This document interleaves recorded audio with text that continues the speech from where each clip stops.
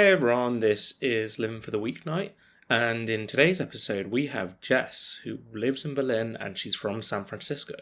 So Jess is a full-time yoga instructor who is also part of a collective called About Blank, that's blank finishing with a Q rather than a K, and they run a series of events called Mix Up, which she's actually running by herself now in Berlin. It's a really cool event where DJs come and play at an event, but they're playing back-to-back with mostly people they don't know, and which is a pretty cool premise, I think. And in this episode, Jess gives some pretty great tips about, balance, just life lessons in general, and I'm sure you guys will love this episode and love Jess. And if you haven't already, please can you like, follow, and comment? I hate saying that, but it's really helpful if you could. And if you actually have any feedback about how I can improve, I've linked my Instagram in the description. So, let's step into it.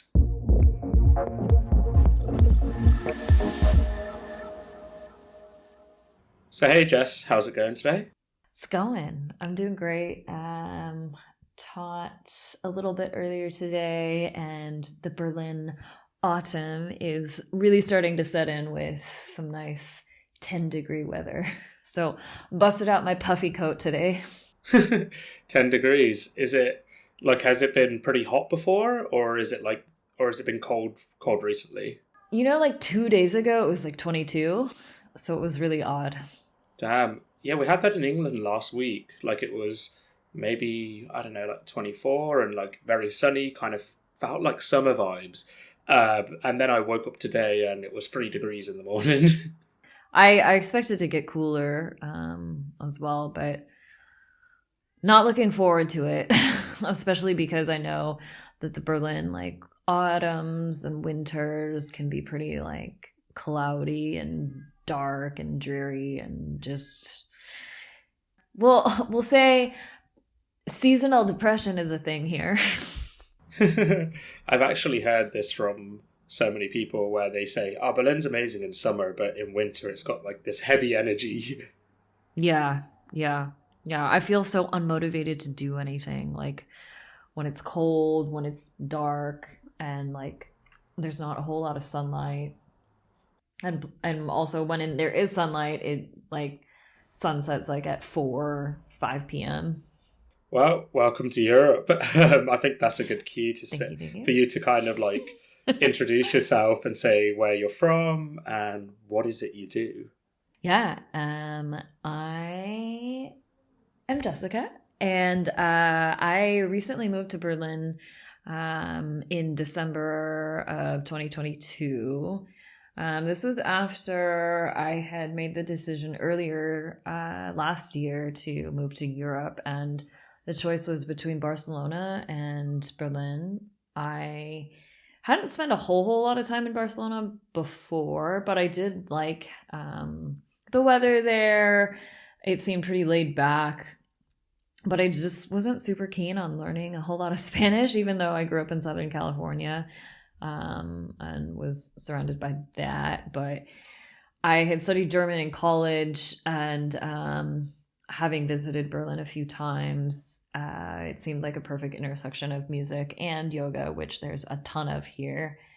And I'd lived in San Francisco for 12 years prior to that, and just figured it was time for a change, just mostly seeing how San Francisco had really evolved into something really, really different, especially after the pandemic and cost of living rising and things getting exorbitantly expensive and friends moving away, and just approaching mid-30s seemed to be the time where a lot of people come to different intersections. And so I was well, if not now, when? So, I totally understand. You're kind of feeling that time for change, and you said to yourself, I don't want this glorious weather of San Francisco as well. Now it's also time for the cold. Yeah, exactly. So I clearly moved to Germany for the weather. Clearly. Nothing else. There's nothing else in Berlin. Don't Absolutely. Don't go, people. Please don't go. Absolutely. We don't need any more tourists. Yes, exactly. No, that's cool. And you said there, you mentioned music and yoga. Could you tell me a bit more about that? Yeah, so over the pandemic, I formed a collective called Blank Slate with some of my friends, and we started mostly as hosting little pop-up raves out in the parks just because there's nothing else to do but social distance, so we needed something to do safely without getting without yeah losing our minds. So we would drag our controller, and like some had sound boxes, so we would just set up there and yeah, started playing. And I had learned how to DJ through my friends, and just basically taught myself through the University of YouTube and being gifted a controller.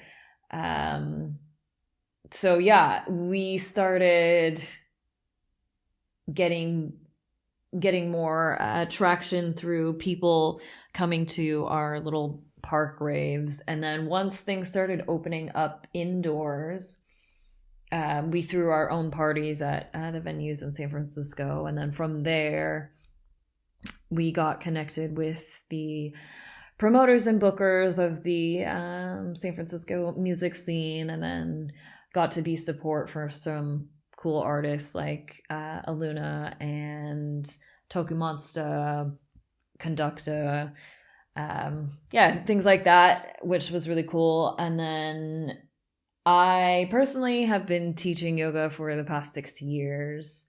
I started that after becoming tired of being in tech. So I was working for Fitbit, which is now owned by Google. And then I left Fitbit to join another fintech startup, which had a pretty successful Kickstarter, but ultimately it failed. And then I helped them wind down their operations. And that was a good segue to just leaving tech and yeah, just full-time corporate office life for something with a little more flexibility like yoga. So switching from there, I took a part-time retail job, not real job, retail job. A real job, tech's not real. Totally. Yeah, part-time retail job to supplement teaching. And then from there, I was able to leave that and then go into yoga full-time after 2 years. Nice. Well, out of interest, what was the part-time retail job you were doing? I was working for a company called Lululemon. Yeah. We all know, even here in Europe. They sell black stretchy yoga pants. Yeah, the ones that are meant to be really, really comfortable. Yeah, I shit on them a lot, but I still buy their clothes even though I'm no longer an employee, and I know all the ins and outs of the Lululemon black market and there's a black which market products for to buy. Lululemon? Yes, there's a huge resale market, and there are like their whole business model is releasing things like on a limited run with like certain colors that are only released during certain seasons, and certain styles only are around for a limited time. So that's their whole business model, like the illusion of scarcity. So I still follow the Reddit threads and I'm in like buy sell Facebook groups still, and just kind of like observe what's happening, and it's insane. It's insane. Is this like another side hustle you have? Are you also is this like another way to fund everything? No, but I can tell you like what's real and what's fake, and how to identify like when a product was made, what season it came out in, and what the size is. And then you can ask for your 10% commission after. Yeah, but honestly, they are. I think they're kind of doing pretty well in like the casual wear and stuff like that. They've been exploring different materials and different styles outside of yoga. So like golf and high intensity interval training, running. They they partnered with APL for some shoes, and then started branching into their own design. So they also have a line of shoes out. But yeah, it's a whole empire. but but no, that's cool. That is, and like you mentioned, you got out of the corporate life. What was it that made you want to leave the corporate life? Yeah, I didn't feel like I had a lot of autonomy and things had to be done a certain way, and there wasn't any opportunity for like entrepreneurship and making individual decisions. Like it was almost like I wasn't trusted to do things. And it was really stifling. So going into something like yoga where I have the opportunity to do things creatively, in a way that I think is pretty informed, but also fun, is something that I really enjoy being able to do. So yeah, just constantly being micromanaged was not for me. Yeah, kind of like that feeling where you feel more like you're a cog in that system and you're replaceable, rather than like say like autonomy to run with ideas or to really feel like you're influencing and making a difference. 100%. Yeah, absolutely. And Absolutely. before you went full time with yoga, and even before where you were doing a part time retail job to supplement your training in yoga, Mhm. when did you get into yoga, and like how did you get into it? Sometime during college, it was just a weird transitory period, like first time living away from home and like having to live with strangers in a dorm setting. So first took a class there and like didn't really take it super seriously. But then like needed to do some kind of activity. But then yeah, school there was like such a shock, and there were some things that were just not working well for me, so I ended up dropping out. And from there I struggled with depression, and it was a really challenging time. So in between going to therapy and psychiatry sessions, my doctor suggested doing something active and suggested something like yoga or Pilates or bar. And I was like, I don't want to do any of this. So while I was at home, yeah, while I was at home, I ended up going to some yoga classes and just kind of was like, okay, I'll just do this for my stupid mental health. And then, yeah, over time, it became something that I actually enjoyed. And then when I went back to school and then graduated and stayed in San Francisco, the office that I was working at had a studio open up right across the street. So it kind of felt like this was like a sign to continue practicing. And yeah, I was pretty religious about it, going after work every day and sometimes on the weekends. And then I connected with a teacher that I really liked there, and then enrolled in teacher training. And then from there, decided to take the leap into becoming a teacher. And yeah, the rest is kind of history. So in the end, it did work for your so-called stupid mental health. Yeah, yeah, yeah. I would say so. It is really cool, though. It's something which, say, during a more low period of your life, you're advised to do to help your mental health. And here you are out of the corporate world, living in Berlin, and this is your profession now. Like, could have you ever imagined, like at the time when you were going to that first lesson, that this is how things would have snowballed? No, honestly, no. I really am floored sometimes. Like, this is the life I get to lead. I get to do things on my own terms, how I want to, and do something that I actually genuinely enjoy. And I feel so incredibly lucky to be in a city that I feel fosters a lot of creativity and a lot of freedom. And sometimes I joke, like, I'll have people fill up like a 4 p.m. class and I'll be like, don't you people have jobs? But I'm the one over here teaching that 4 p.m. class. But in all seriousness, I would have never expected that, and I'm so grateful to be able to do something creative and something that I think is also in some ways like a therapeutic tool for some people.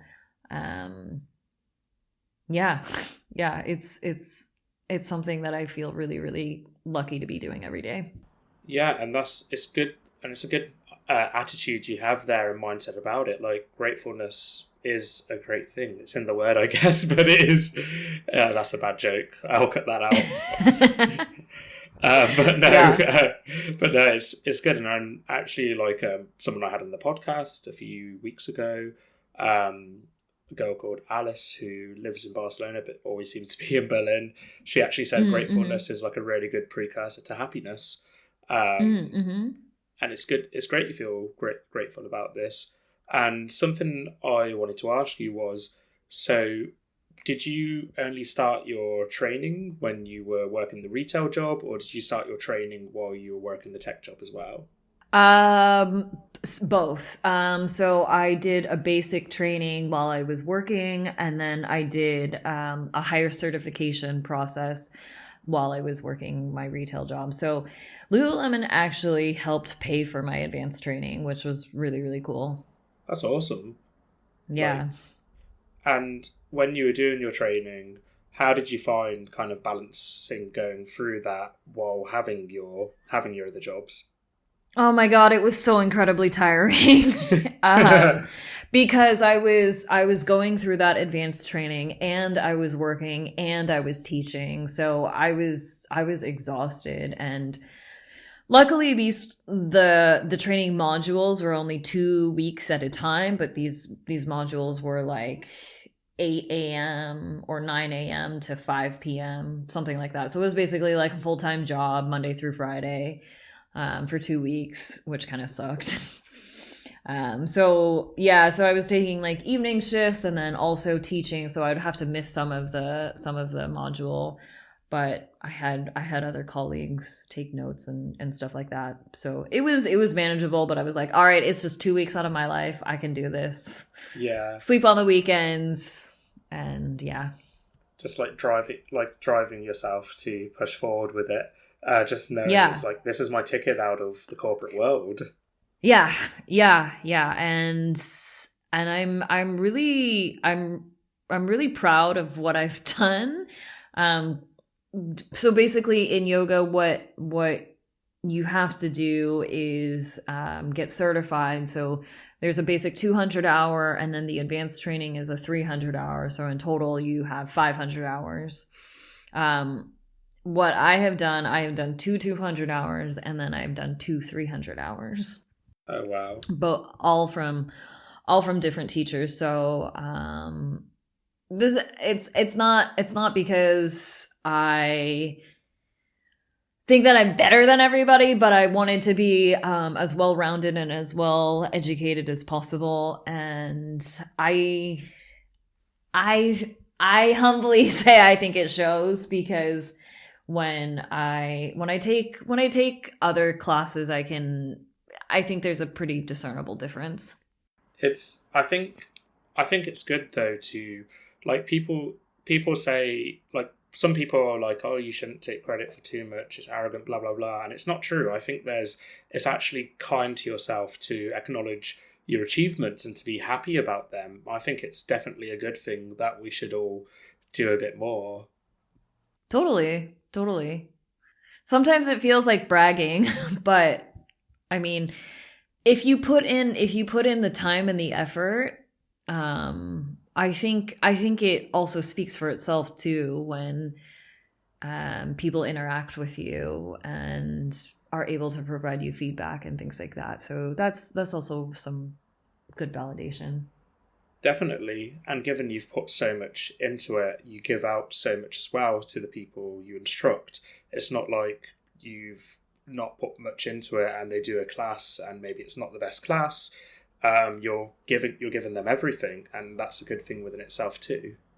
Right, right. And I've learned over the years that I don't have to be everything to everybody, and I know that I'm only going to appeal to a select few people, and that's okay. And whenever I teach, it's not really about me. It's about the students and like the things that they want to extrapolate from it, and I'm offering what I can offer and will continue to do that as long as I continue to teach. Do you ever, with the people you teach, do you ever kind of get to find out or an insight into what it is they want from yoga? Some people will tell me that they are coming to like de-stress. It's something that breaks up their day. Some people are coming to do something just because they've recently recovered from an injury and want to do something that's low impact. For a variety of reasons, people come to practice, and sometimes it's not super apparent. And sometimes I also just feel like, I guess like this unspoken energy, like this. I mean, recently with like this week, it's felt very almost like heavy in a way, just because of what has been happening around the world, especially with what's going on with Israel and Gaza. And I think some people are, yeah, like it's almost like a way to escape from the real world for a little bit. And then they're able to I guess reset before having to deal with reality again. So being able to provide a space like that and the opportunity to do that, I think is also really valuable, even if that's not what I am purposely setting out to do. Yeah, and it's so true. It's like the difference that can make to someone's mental health having that space. Like, objectively, people might think it's only an hour a day or whatever, but an hour a day to get away from, say, like these swirling thoughts or any negative headspace, it can go just such a long way in the development of one's mental health and one's happiness. Absolutely. Absolutely. And Yeah. and I find it cool because, so like, you're in tech, you're in retail as well, you trained to be a yoga teacher, but then also at the start of the episode you said you were in a collective and you were organising events in the park in COVID times. Mm-hmm. And like, tell me, like, so did that start out of like just wanting something to do or wanting to boost your mental health? Talk to me about it a little bit. Yeah, actually, it happened because people kept seeing us around, and I guess we like to say that our backstory was somebody approached one of our members at the park and was like, "Oh, so what's your collective called?" And then he got us all together in a group chat and was like, "Yeah, so what are we called?" And we were like, "Oh, good question." So then the name Blank Slate was formed, and it was just kind of like on the theme of, starting from like scratch and being able to do whatever it is that we wanted to do with whatever creative impetus was driving us in that moment, and being able to just like scrap everything and do it all over again, over and over and over again. So that's what we named ourselves. And then from there, yeah, the trajectory from there was just upwards. And then this event series that we started doing pretty frequently came from one of our members, Casper, because his university actually had a DJ program, and the instructor there would make them practice by doing these B2Bs where you would do like ones or twos, and you would just have to commit to a transition, or like if you fucked up, like how do you save it? And we wanted to turn that into something, like gamify it in a way, because that's what we would do anyway when we were hanging out. Like we would just hang out at somebody's house that had a controller, and like, I don't know, we would have our conversations or whatever, and then somebody would go up on the decks and like play a song or two, and then it would just revolve over and over amongst like the 5, 6, 7 of us that were there.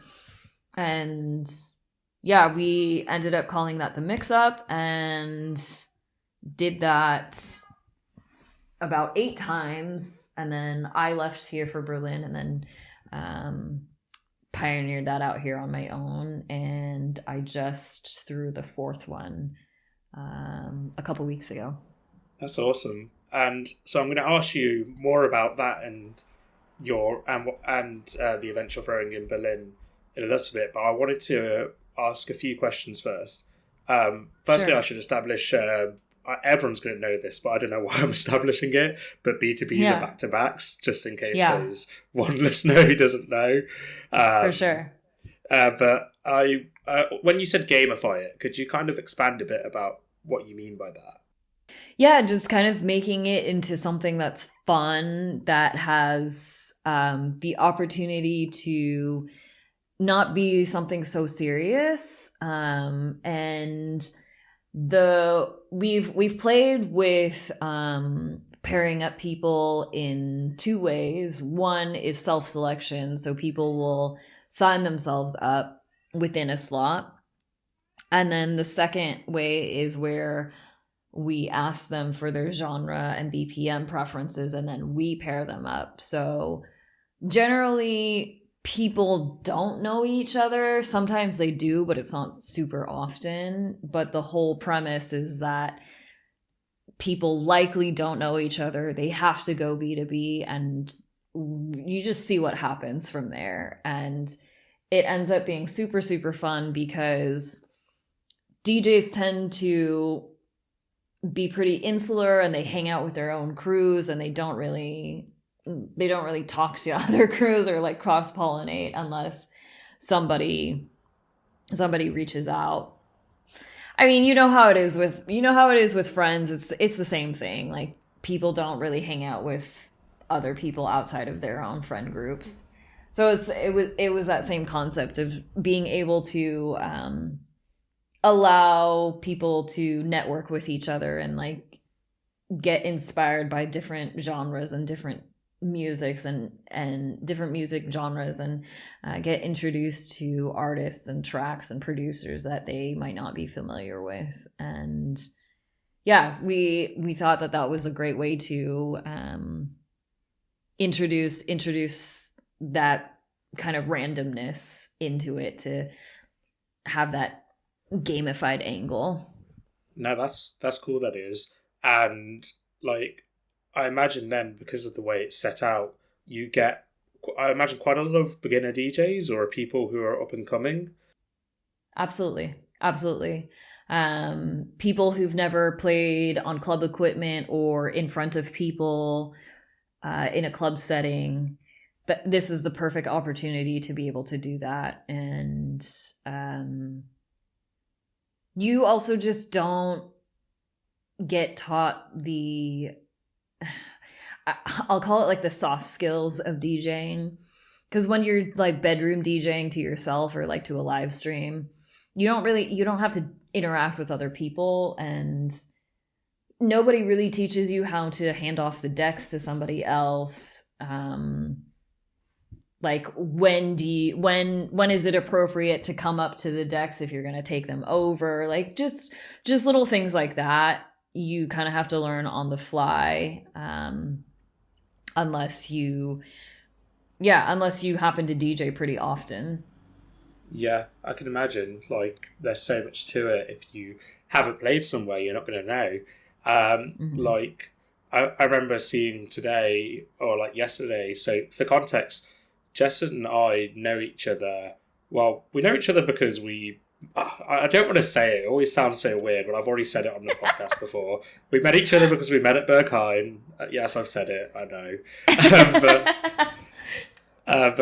But also it's because we're part of like a same WhatsApp group for Keep Hush, for those who know. Yes. Am I allowed to say that? Yes. Is that group secretive? Have I blown a secret? No, I don't think so.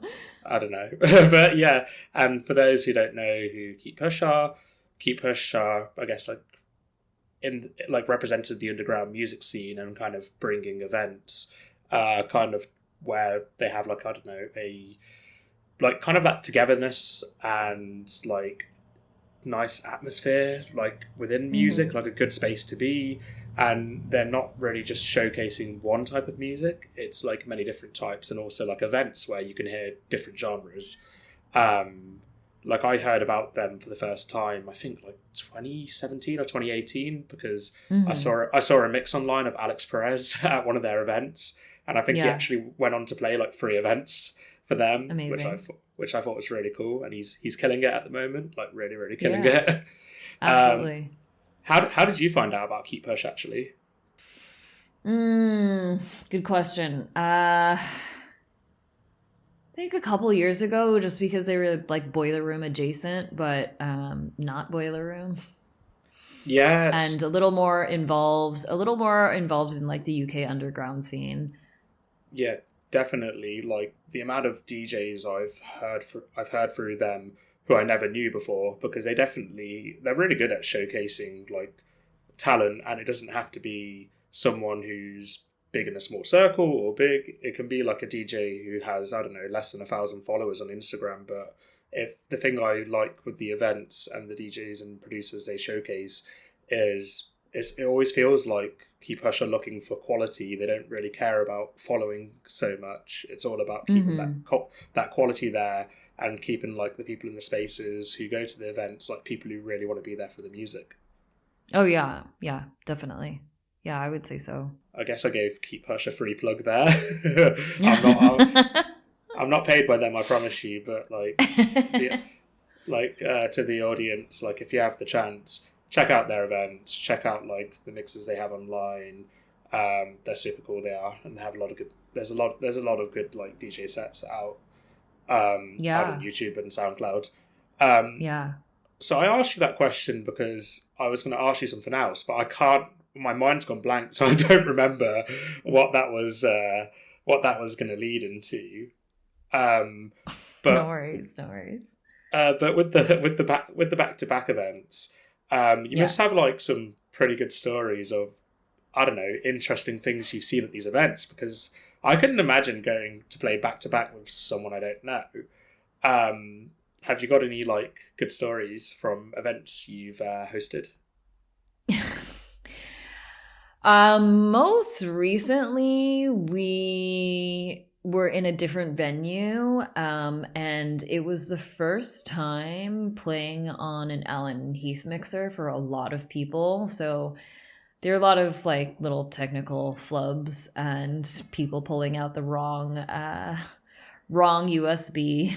That's why I mentioned Keep Hush, because I was going to say on the page, I was going to actually mention that when you were talking about certain skills new DJs don't know. I remember someone posting about knowing which USB to remove. So I'm glad you re-jogged my memory about that. Yeah.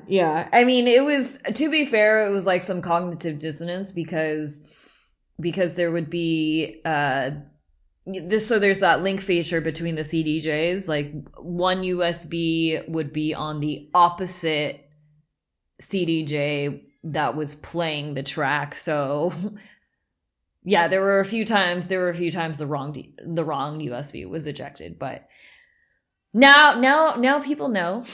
And yeah, just also the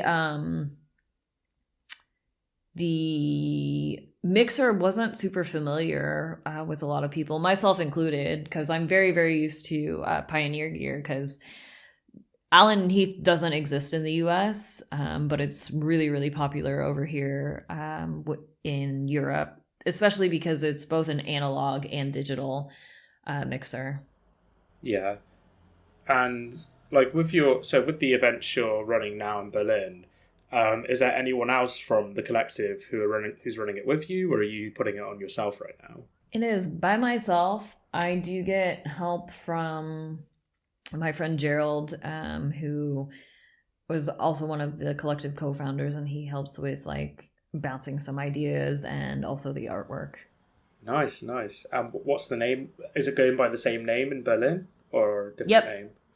Nice. Yep. I'm just calling it Mix Up Berlin Volume 1, 2, 3, 4, 5, whatever. Sweet. And I'm actually interested more like in the process of how was it, because given, it was up and running back in San Francisco, what was it like starting it up from Berlin in scratch, like in terms of, finding the space, advertising it, getting people to come, getting DJs to come? Like, what was that like? Oh my God. It was challenging because I had recently moved. I didn't know anybody. I resorted to Reddit for the first one. And even then I still had problems like finding and sourcing DJs. But what I had actually done was I went to this DJ workshop at the local radio station here called Refuge Radio. And I ended up reaching out to one of the co-founders and pitched him the mix-up, because he was initially, I'd asked like if I could do a DJ set there, and he's like, I'm not looking for more DJ sets, but if you can pitch me something unique, then we'll see. And then I was like, wait, I have this idea. So transposing that to live radio was fun, but it just wasn't the space to do it, because you can't really hang out with people in the booth. And then if those DJs bring their friends, like there's only a really small space in front of the booth, which also served as a wine bar.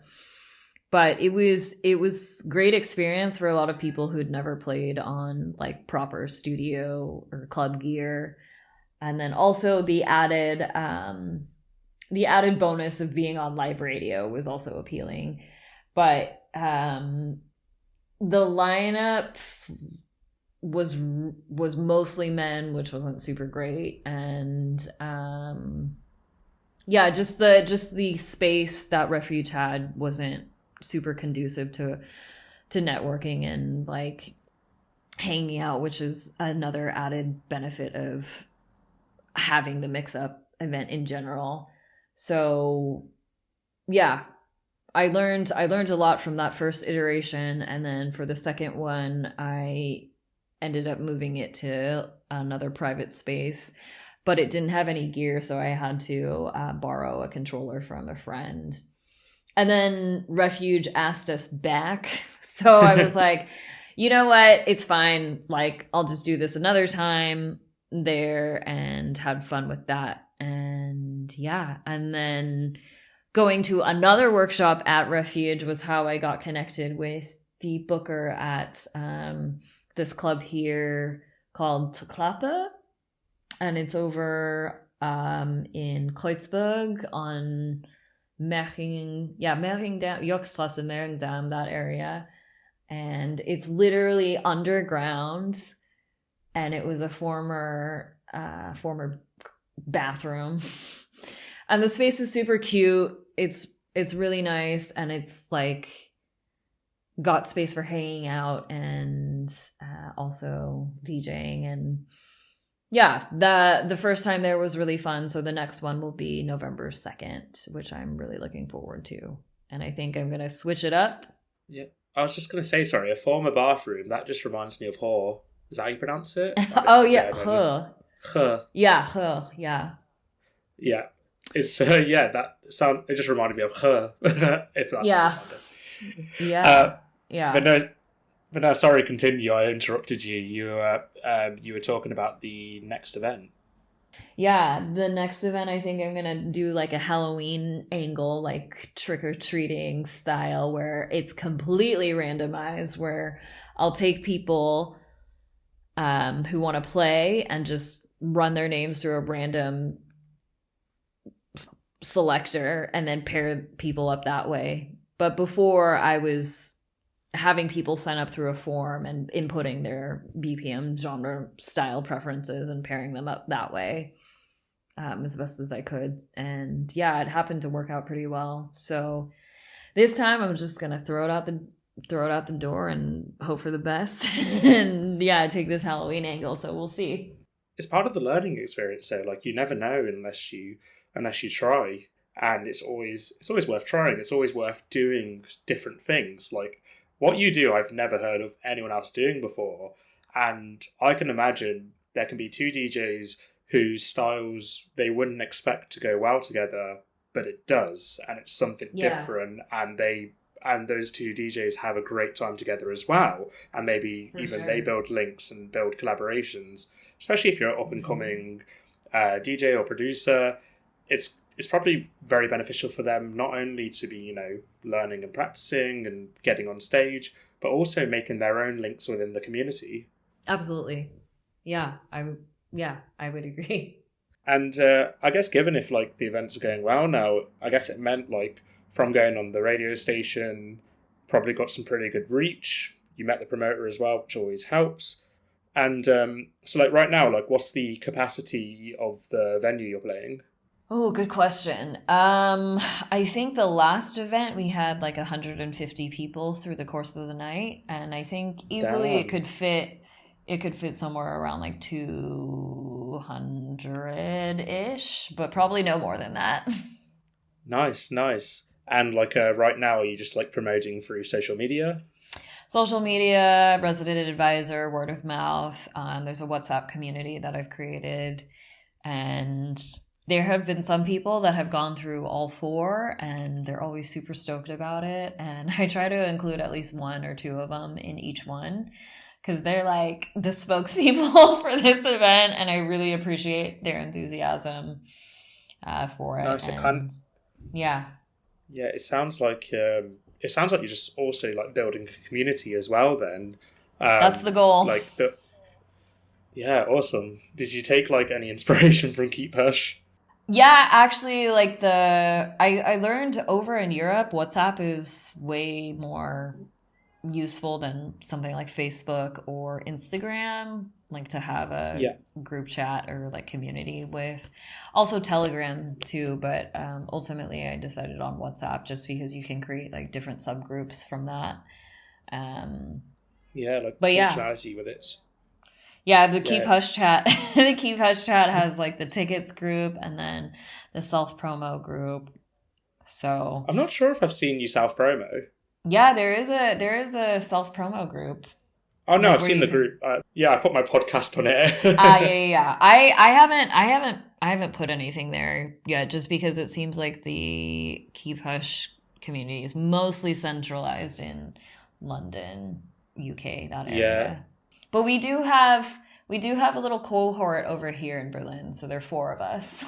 yeah, and also Keep Hush do put on some Berlin events. I think They they've done do. two this year now. Yeah. Um, their event with I don't know if you've listened to any of the sets, but their event with the people from Fembase Mafia was really good. Like Yeah. really good sets there. Yeah. Like, um, but enough about Keep Hush. This can't be a Keep Hush plug podcast. Yeah. Even though Thank you, Keep even though Hush. thank you, Keep Hush. Thank you for all my listeners who have come to me from South Promo page. But have you ever DJed yourself at the events you run? Yes, yeah. Sometimes people flake, things come up, so I'll have to step in last minute, and then I obviously put myself in the first ever one because I also wanted to be a part of it somehow. So I Yeah. put myself in there, and then yeah, yeah.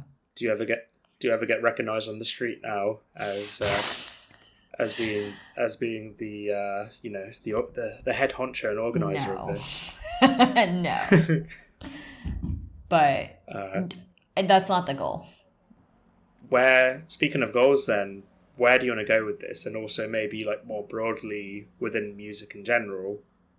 For myself, like, I'm not really interested in like doing anything super crazy. Like, I think I've already hit the peak of my DJ career. I was able to open for Overmono in April, and that was really, really cool.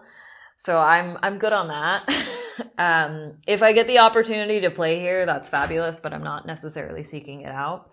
So yeah, for me personally, like, my DJ career thing is like not really even a career.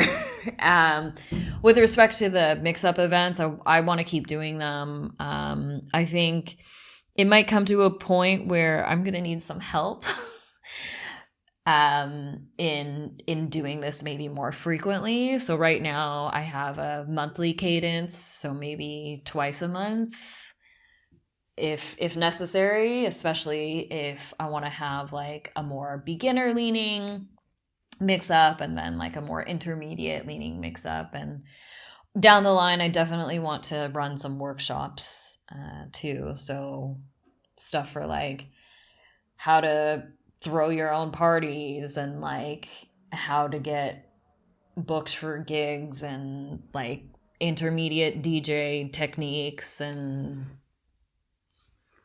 how to like not give into all the like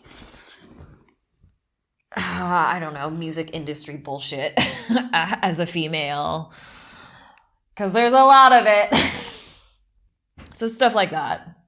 What's the biggest bullshit you've experienced as being a female in the industry, given it is a very male-oriented industry, and I know everyone says Berlin's very diverse, but it's still male-oriented there from what I saw.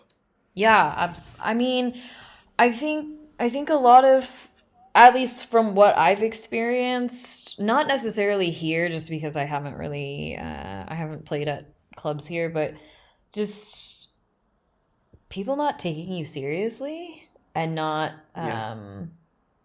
understanding things that might be a little more specific to non-males, women, females, femme-identifying people in general, and not getting the same opportunities, not getting taken seriously, like, oh, you produce, that's cute, like that kind of stuff, like being talked down to, it's really, really irritating. It's really frustrating, and yeah, it's unfortunate it's that way, because some male egos can't make space for other people.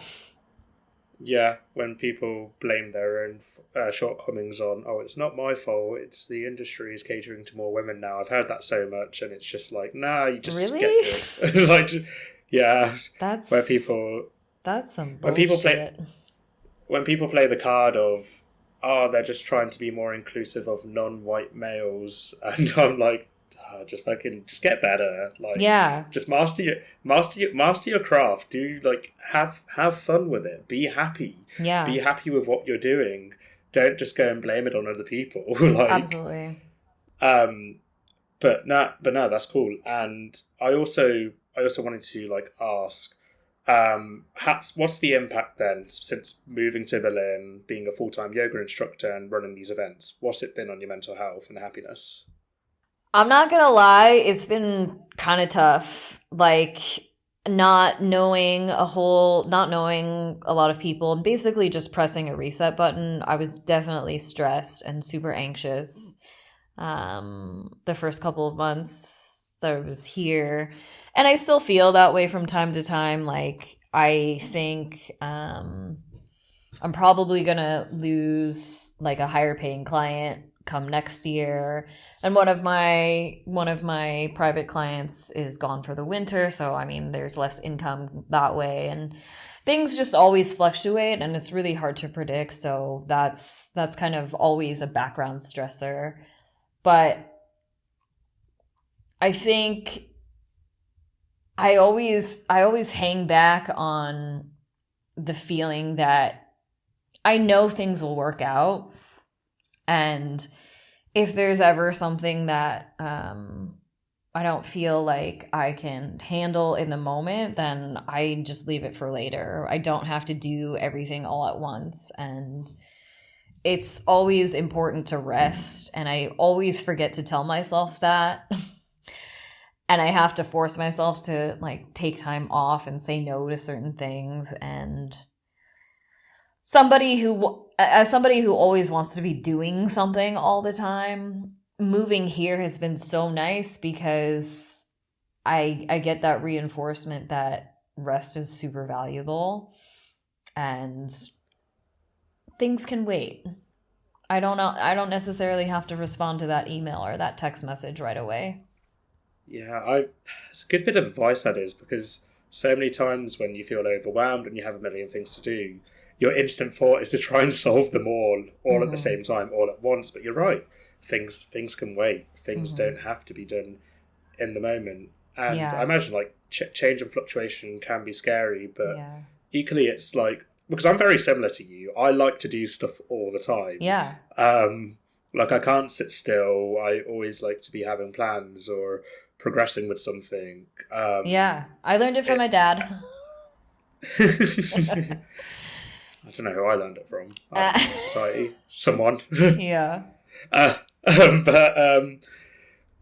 yeah, it's nice that you have the mindset though that things will work out, and it sounds like things have been working out for you so far. Like you moved to Berlin, you had your collective back home, you were running the events back home, and then all of a sudden it's like in Berlin it worked out. You wanted to bring it to Berlin, and you did.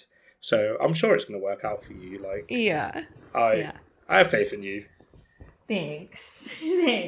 I mean, I think like I wanted something to happen, and I found a way to make it happen, and I'm really happy at how it's turned out. And yeah, I'm really thankful for the strangers who are now friends who have helped me to get to where I am here.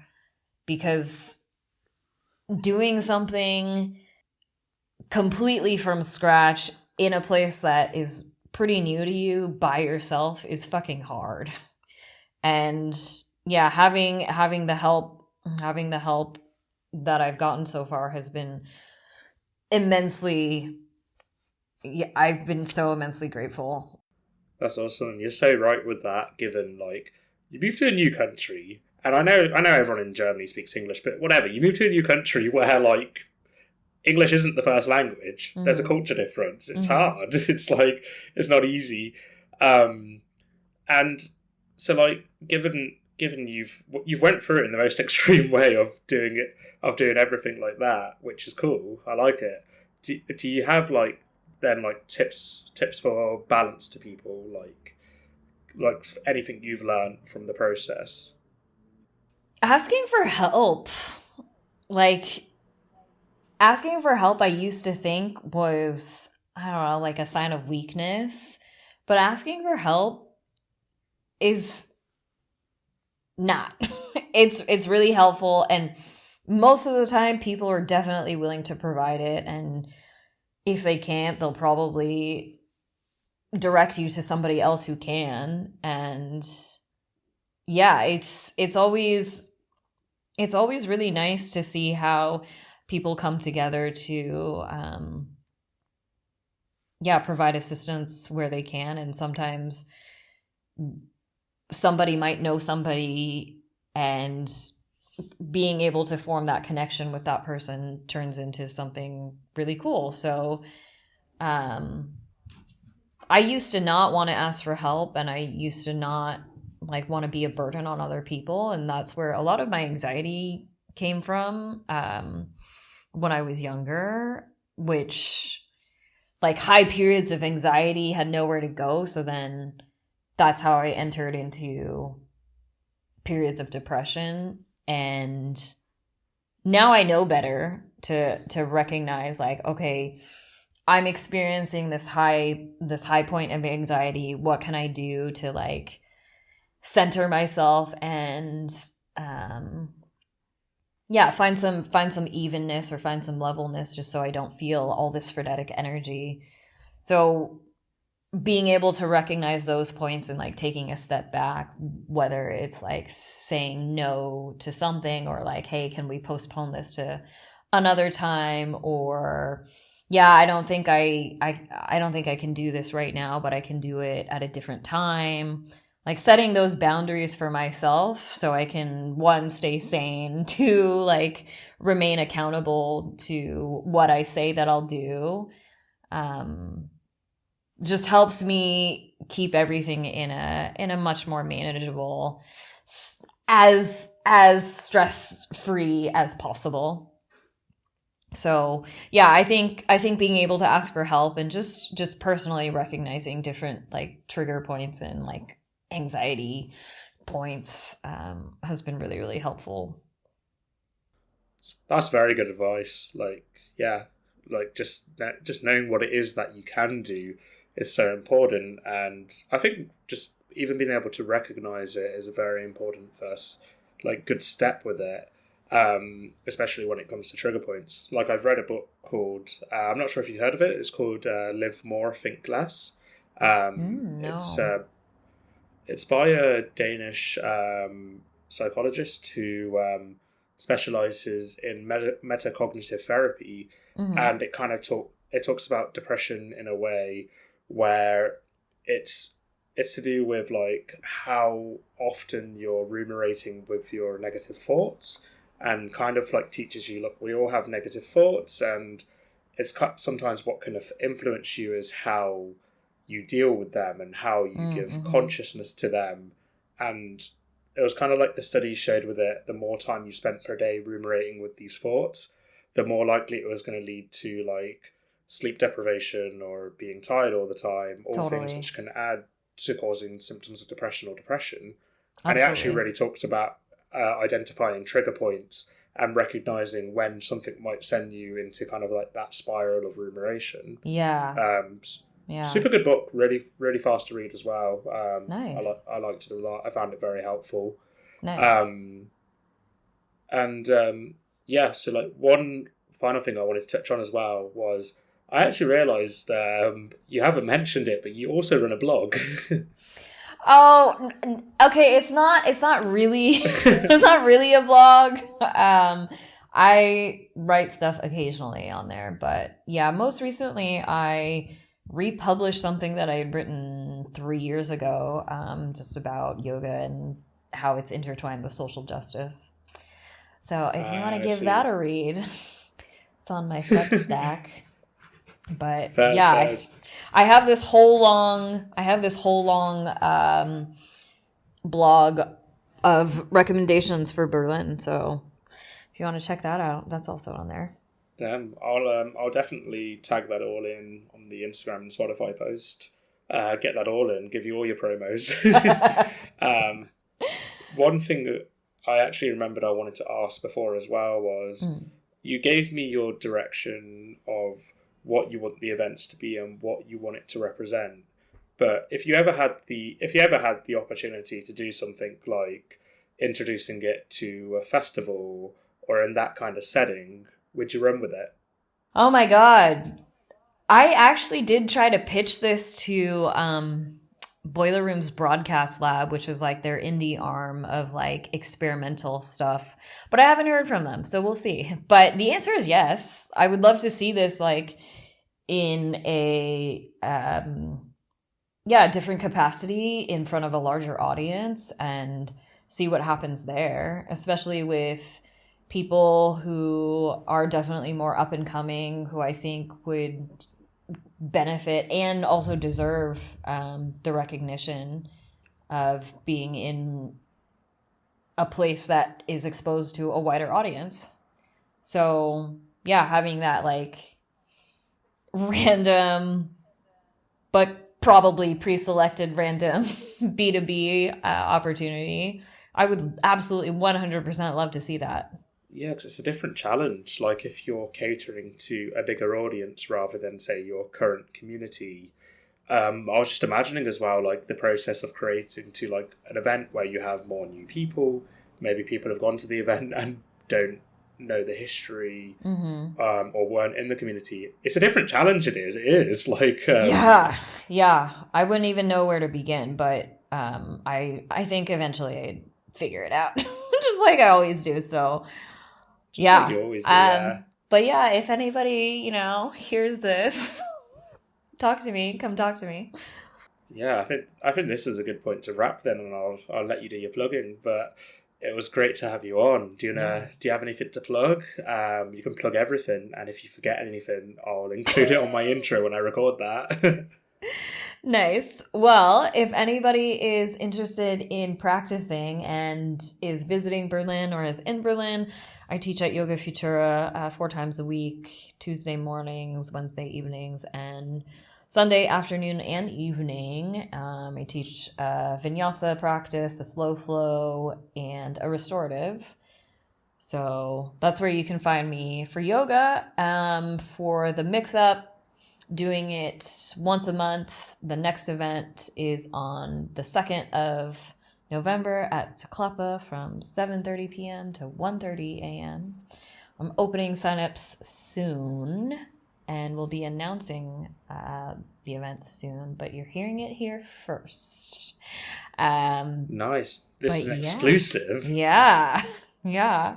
But yeah, other than that, I hope to do this every month. So December will probably be like a Christmas winter break hiatus, and then start again in the new year.